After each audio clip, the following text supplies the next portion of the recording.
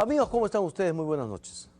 Estamos aquí en Especiales N, una ventana que nos permitirá ver los temas importantes que en este momento requiere el país para salir de una situación que se torna un poquito complicada hacia el final de este gobierno.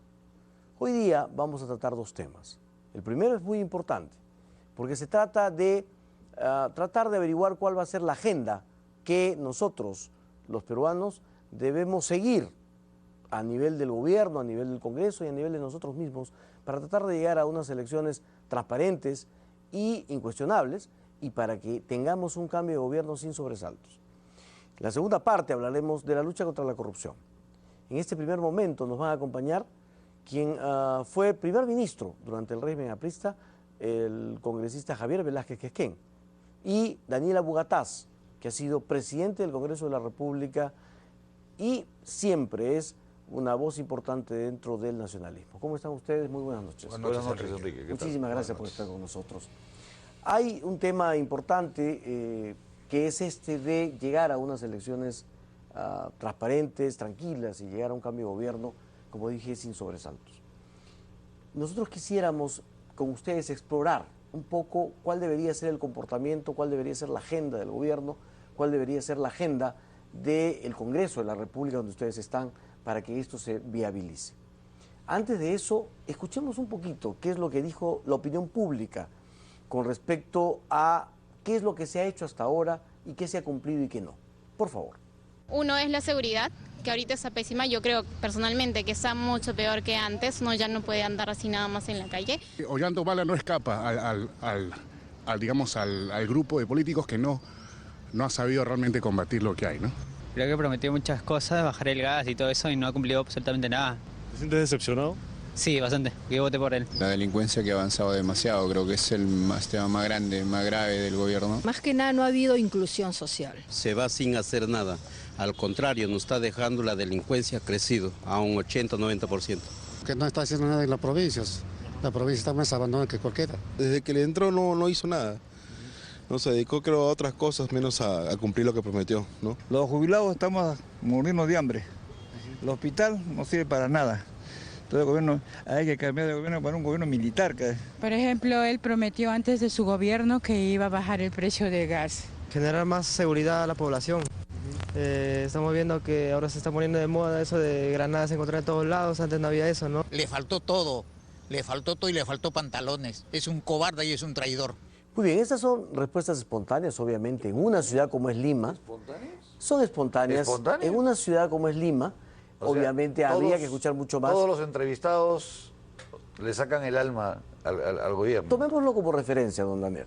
Pero una referencia bien imparcial, ¿no es cierto? Usted lo ha dicho, imparcial. Sí. Pero, don Daniel, digamos, abstrayéndonos ya de la respuesta del público, y frente a lo que sí hay cuestionamientos que son indudables, ¿no es cierto? El tema de la seguridad, usted mismo ha sido un crítico en el tema. Por supuesto. Es cierto que la gente se quedó con esta idea del balón de gas a 12 soles, ¿no es cierto? Hay el tema de las granadas, es un tema que ahora parece pues ha potenciado mucho este descontento de la población. ¿Cuál debería ser la agenda del gobierno, don Daniela Bugatás, en estos últimos meses? Mira, yo creo que la agenda del gobierno en ese sentido definitivamente no va a solucionar el problema. O sea, lo que no se ha hecho en 20 años, menos se va a hacer en 8 o 9 meses que quedan de gobierno. Lo que yo sí creo que debiéramos tener es una actitud responsable. Aquellos que hemos estado en oposición y que hemos sido gobierno, con lo que conversábamos con Javier, tenemos la visión completamente distinta después de haber pasado por el ser oposición y ser gobierno. Y si alguien aquí va a utilizar el tema de la inseguridad como caballito de batalla electoral, lo que está haciendo es tirando un boomerang que le va a reventar en la cabeza a los 3 meses que esté en el gobierno y las cosas sigan exactamente igual. Entonces, lo primero que tenemos que hacer es ponernos de acuerdo, o ponerse de acuerdo los que van a continuar en política, de que tiene que haber un nivel de responsabilidad. No podemos seguir utilizando las carencias que tenemos en el país, empleo, seguridad, corrupción, etcétera, como motivo de campaña electoral. Salvo que realmente tengas una propuesta seria que nadie la está presentando. Don Javier Velázquez, ¿cuál es su primera posición? Bueno, las personas que han declarado respetables opiniones, pero por ejemplo que invoquen que vengan los militares, supone que la gestión del Estado es más eficiente por ellos que por los civiles, y eso es muy delicado y peligroso, porque las experiencias que hemos visto de las conducciones militares golpistas en el Perú ha sido al contrario. Pero quiero decir lo siguiente, yo sí creo que a 7, 8 meses tenemos que ser capaces de priorizar una agenda que permita atacar o consolidar, por ejemplo, un tema que es el económico, que es fundamental para enfrentar el tema de la seguridad ciudadana. Yo sí creo, discrepando con Daniel, de que como que aquellos que plantean hoy día conducir el país no le propongan cuáles van a ser las prioridades. Y yo creo que la prioridad número 1 en el país es el tema de la seguridad. Y el tema de la seguridad pasa porque los políticos seamos capaces de ponernos de acuerdo en una política de Estado en materia de la lucha contra la criminalidad. Esas ideas de repente de buena fe pero espontánea, decir que salgan los militares a la calle y con eso baje el nivel de criminalidad o comprar más patrulleros, yo creo que eso no resiste análisis. Lo que falta es cómo es que podamos construir una política de Estado, permitir, por ejemplo, que haya más inteligencia humana, más inteligencia electrónica, vincular la relación de los municipios con los gobiernos regionales y el gobierno nacional. Los delincuentes que asaltan en Surco se pasan a La Molina y ya escapan fuera de los equipos de radio, de los equipos de comunicación de los distritos. Entonces tiene que haber una política articulada y en eso sí tenemos que tener mucho nivel de compromiso. Hoy día todos los candidatos ofrecemos el tema de la seguridad porque es prioridad número 1. Pero segundo, creo que es importante ahora. Fíjate, vamos a enfrentar un proceso electoral con un escenario nunca antes visto, con los efectos perniciosos del fenómeno del Niño. Entonces, sí, estamos en un contexto internacional en que la economía cada vez es su crecimiento a la baja, las estimaciones. ¿Cómo hacemos esfuerzos para que no sean tan severos y perniciosos para los peruanos? Y cómo, en este contexto de los efectos del fenómeno del Niño, cómo es que el gobierno puede garantizar que esos recursos van a ser adecuadamente implementados para la mitigación de los efectos del Niño y no para utilizarlos con fines proselitistas. Creo que eso es fundamental. Don Daniel, si usted fuera primer ministro, y hay quienes dicen que podría suceder en este último tramo del gobierno, ¿cuáles serían sus prioridades? ¿Qué le pediría usted al Congreso como prioridad legislativa? ¿Y cuál sería su prioridad en términos de la gestión gubernamental? Mira, manteniéndonos en el tema de la seguridad ciudadana, aquellos que creen que con el sistema actual, entendámoslo, fuerzas policiales, Ministerio Público, Poder Judicial, como están diseñados, vamos a poder combatir la seguridad ciudadana en el país, estamos reventados. O sea, lo que el país requiere es un cambio radical. O sea, no puede ser de que los esfuerzos policiales caigan en saco roto cuando tienes un ministerio público que por carencias, por falencias, lo que quiera. Entonces, si nosotros no ideamos... Pero ahí ni el Congreso ni el Ejecutivo pueden meter mano. ¿Qué hacemos en ese caso? Lo que pasa es que las reformas tienen que ser a nivel constitucional. ¿Por qué? Porque acá estamos hablando de poderes de Estado establecidos constitucionalmente. Autónomos. Entonces, ¿a qué nos lleva? ¿A qué nos lleva que tenemos que tener en mi opinión, una nueva constitución? Pero hablando del tema de seguridad ciudadana, no puede ser que caigamos en el mismo error de mantener el tema policial, el tema del investigador o acusador y el poder, porque no nos lleva a ningún lado, ni en la lucha contra la corrupción, ni en la lucha contra la delincuencia, ni en la lucha contra el terrorismo. Entonces, tenemos que ser bien brutos. Si durante 80 años hemos mantenido el mismo régimen y no nos da resultados, señores, hay que mirar qué cosas hacen en otros países, qué cosas se les ocurre a la gente. Porque definitivamente, o sea, si tú no unificas en este círculo policial, Ministerio Público, Poder Judicial, Contraloría General de la República, no tienes un ente con la fortaleza suficiente de imponer en el país las sanciones e imponer la seguridad ciudadana que necesitamos. Necesitamos, en mi opinión, modificar todo el sistema y crear un sistema integrado, que a eso te lleva necesariamente una reforma constitucional. Antes de dar la palabra al congresista Velázquez, ¿diría usted que tenemos una fiscalía y un poder judicial en estado de descomposición grave? Mira, es que lo que yo percibo es todo el sistema. O sea, el sistema ha fracasado.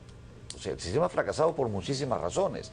Quizá fue eficiente cuando había un ratio de fiscales y de policías que equivaldrían al número de casos que tienen que investigar. Pero el día de hoy, tanto la policía, el Ministerio Público y el Poder Judicial están absolutamente desbordados. Pero no hablamos ahora, solamente de número, hablamos de calidad. ¿Cómo puede ser que ahora se dice mucho, la gente que comercializaba granadas está en la calle? Los que invadían una casa, 50 personas, salen a la calle. Todos salen a la calle. Eso no es un problema de número, es un problema de calidad de justicia. Es ambos. O sea, en realidad es ambos. Y sobre todo, tú lo mencionas, le llamas calidad de justicia. Si nosotros no implementamos una justicia que esté a la mano de la autoridad, ¿no es cierto? O sea, si el alcalde no tiene la suficiente autoridad de poner orden en su distrito, ¿no? De la mano de la policía, de la mano del fiscal, de la mano del Ministerio Público, estamos reventados. Y donde vemos que funcionan las cosas es donde tienes un sistema integrado, donde el poder político tiene una relación con el poder policial, tiene una relación con el Ministerio Público, evidentemente respetando, pero hay una relación, o sea, hay un trabajo conjunto. Acá no. Acá son estamentos separados, cada uno trata de hacer lo mejor posible. O sea, no quiero yo caer en la acusación de que son... No, simplemente, en mi opinión, el sistema tal como está diseñado no funciona. Doctor Javier Velázquez, usted ha sido primer ministro, usted ha sido gobierno. Y don Daniel dice que este es un tema de 80 años. ¿Por qué no hemos podido generar las reformas que él plantea o algunas que puedan ser importantes? Bueno, porque no ha habido un alto nivel de consenso que permita hacer, por ejemplo, de temas tan sensibles en el país como la inseguridad ciudadana, una política de Estado. Ahora, de repente no necesitemos una reforma constitucional, pero sí necesitamos empoderar al Congreso, a la policía, al Ministerio Público, al Poder Judicial, porque no hay que olvidar que el Ministerio Público y el Poder Judicial son los que cumplen la ley. Lo que pasa es que no articulamos esfuerzos de todos los agentes del Estado que deberían reprimir y enfrentar el delito en forma conjunta. Como dice Daniel, la policía hace un trabajo y el Ministerio Público lo pasa por agua caliente. Pero ¿qué es lo que sucede? Mira, ¿por qué te hablo yo de construir una política de Estado? Hemos puesto en marcha hace algunos años el nuevo Código Procesal Penal. Que no ha servido para mucho. Entonces, ¿qué hemos hecho? Le hemos dado un conjunto de atribuciones al Ministerio Público y eso no ha ido acompañado de los recursos y los equipos técnicos para que puedan cumplir esas funciones. De tal manera, empoderamiento a la policía. Por eso, por eso te digo. Entonces, ahora, ¿qué sucede? ¿Qué sucede? El fiscal tiene que acumular y reunir toda la prueba para hacer la imputación a los supuestos investigados. Entonces, los fiscales ahora priorizan el tema de la lucha contra la corrupción en el Estado. Entonces, no es importante, por ejemplo, de que un sujeto le arranche el celular a una señora en la puerta de su casa. No son temas relevantes, sino ahora todos los temas relevantes son los más mediáticos. Un alcalde que ha cometido colusión, peculado, ahí están ellos. Entonces, ¿por qué? Porque no hay una coordinación mínima, no hay una idea básica de cómo toda la cadena de responsabilidad permita que de la policía, el Congreso, la policía, el Ministerio Público, el Poder Judicial, los alcaldes puedan tener sus niveles de responsabilidades. O sea, hay responsabilidades ineludibles que no se están cumpliendo. Y comparto lo que dice Daniel. ¿Por qué hay este fracaso en esta política? Porque no es de Estado, es política de gobierno. Cada uno que entra dice, ya, yo voy a enfrentar el delito de tal manera, yo voy a darle más recursos, voy a comprar más patrulleros. Pero nadie tiene el diseño de una estructura de responsabilidades que permita decir, estos son tus nuevos compromisos que tienes. Y yo creo que si a eso no apuntamos en los próximos años, de nada va a servir los esfuerzos que hacemos para hacer crecer el país, de derrotar la pobreza, cuando el ciudadano de pie ve que la justicia, que su fiscal... ¿Vale interrumpir? Sí, justo, mira, Javier, estás tocando un tema que desde mi punto de vista es crucial, ¿no? Y es, cuando hablamos de políticas de Estado, la Constitución actual establece que las políticas públicas las establece el Estado. ¿Y qué cosas se entiende por Estado o pretenden entender por Estado aquellos que elaboraron la ley orgánica del Poder Ejecutivo? Que el Poder Ejecutivo es quien determina las políticas públicas. Entonces, el Congreso de la República, el Ministerio Público, la ciudadanía, los medios, la academia, no tienen ninguna opinión. Entonces, aparece un papanatas que cae porque cayó después de ministro de Agricultura, por ejemplo, ¿no? Uno que no tiene la más remota idea de que siquiera lo que es un maíz o lo que es una papa. Y ese señor, durante 5 años, el periodo que esté, se tira abajo todo lo que se pudo haber avanzado durante 20 años. Entonces, si nosotros no redefinimos qué cosas son las políticas públicas y a quién corresponde establecer las políticas públicas, porque resulta acá que la política comercial del país te la define un señorito, ¿no es cierto?, que tiene un cargo de director o un cargo de tesorero en el Ministerio de Economía y Finanzas, te tira abajo toda la economía.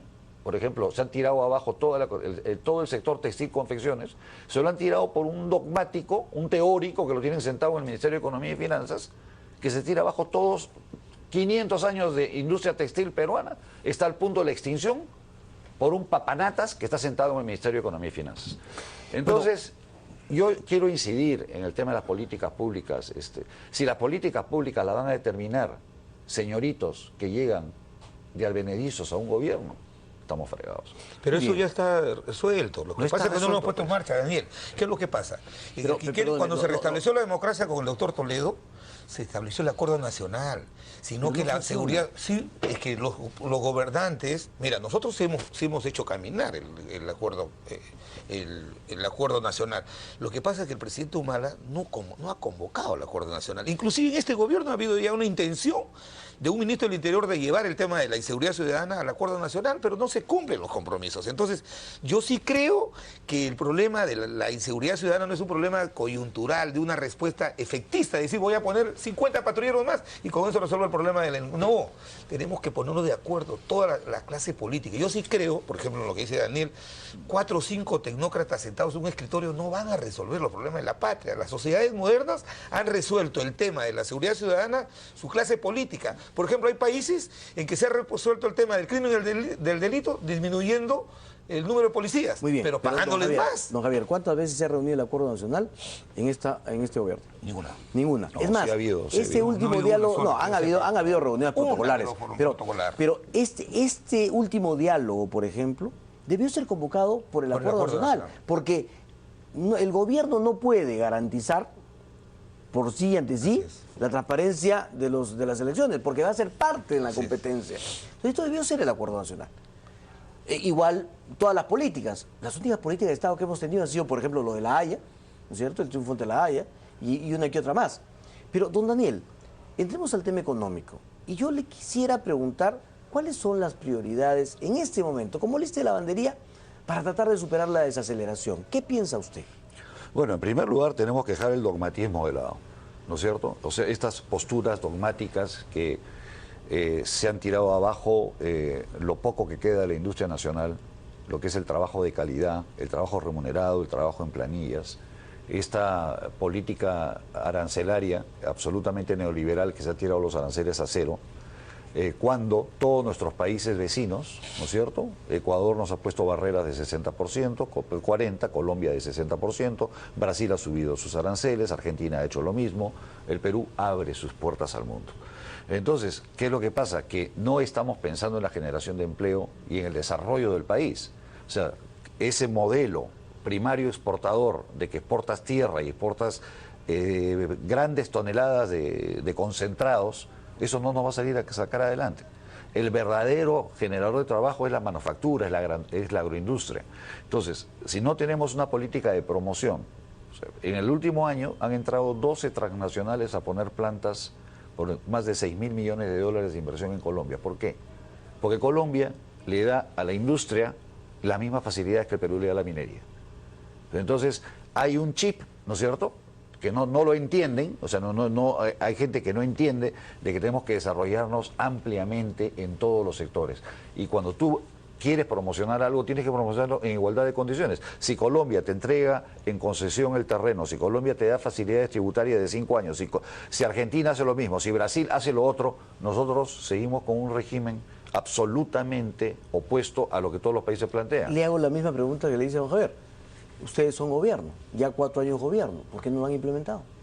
Porque los mismos dogmáticos que están metidos hace 20 años en el Ministerio de Economía y Finanzas, que son como esos caballos de carrera que les han puesto arneses, ¿cómo se llaman? Pero no ven más allá, no tienen la más remota idea de lo que están haciendo. Pero ¿y por qué no los han cambiado? Ustedes son gobierno. Yo no soy gobierno, yo soy un legislador. Yo soy un legislador. Yo respeto la separación de poderes y que cada uno asuma sus responsabilidades. Don Javier, puntualmente, y como lista de lavandería nuevamente, ¿qué habría que hacer para mejorar la situación de la economía y frenar esta desaceleración, Bueno, o por lo menos quebrarla. Por eso me parece que tienen que haber esfuerzos conjuntos tanto del gobierno como de la oposición. Esta convocatoria al diálogo planteada por el primer ministro va camino a eso. Tenemos un contexto... Va camino a eso realmente. Te digo, un contexto de desaceleración económica. ¿Qué supone que haga un gobierno? Tener el objetivo estratégico claro. Si necesitamos impulsar crecimiento para generar empleo, ampliar la base de ingresos fiscales y tener plata para infraestructura y para los programas sociales, crecimiento. ¿Y cómo se logra crecimiento? Estimulando con fuerza, intensamente, la inversión privada y la pública, pero la pública es el 20%. ¿Estás en la línea entonces, don Daniel Aguataz? Hay que dar incentivos a la industria, hay que dar incentivos para que todos los capitales vengan aquí y no se vayan a Colombia o Brasil, Argentina. Siempre se ha dado. Lo que pasa, Daniel me lleva a una discusión del tema de los aranceles, que eso es un tema que tiene que ver mucho con los tratados de libre comercio que hemos suscrito. Pero yo creo que el tema es cómo hacemos más eficiente la gestión de la inversión pública en el Estado, que es la parte de la responsabilidad, y cómo generamos un escenario favorable para las inversiones. Por ejemplo, la confusión que tiene Daniel es que él cree que, por ejemplo, los proyectos mineros son parte del modelo neoliberal o capitalista. No, es el recurso que tenemos. No hay sociedad en el mundo que no haya avanzado si no ha explotado racionalmente sus recursos naturales. En el tema nuestro es que hemos parado dos proyectos importantes, como Conga y como el de Tía María, que significan para el país ingresos fundamentales para que los gobiernos regionales y el país tengan plata para inversión pública y también los privados puedan tener un horizonte muy claro para sus inversiones. Mira, Enrique, cómo se reiteran falacias, ¿no es cierto?, que Conga y Tía María van a sacar al país de la desaceleración y que nos van a generar recursos. De acuerdo a las normas vigentes en las cuales se ha establecido Conga y Tía María, ellos tienen derecho a la depreciación acelerada. ¿Qué significa eso? Que ellos no aportan un centavo al Estado, bajo ningún concepto, mientras no recuperan el 100% de su inversión. Quiere decir que te tienes que esperar por lo menos 5 años, o puede ser en el mejor de los casos 4 años, para que comiencen a ingresar. Entonces, si Javier pretende ser primer ministro el agosto del próximo año, yo le voy a preguntar, oye, ¿dónde están los ingresos? Y abrimos Conga, o sea, abrimos Conga, nosotros hacemos un esfuerzo, Conga, Tía María, todo, se lo dejamos funcionando. ¿Dónde están los ingresos, papá? Ahora yo voy a estar en la oposición, ¿no? Es que...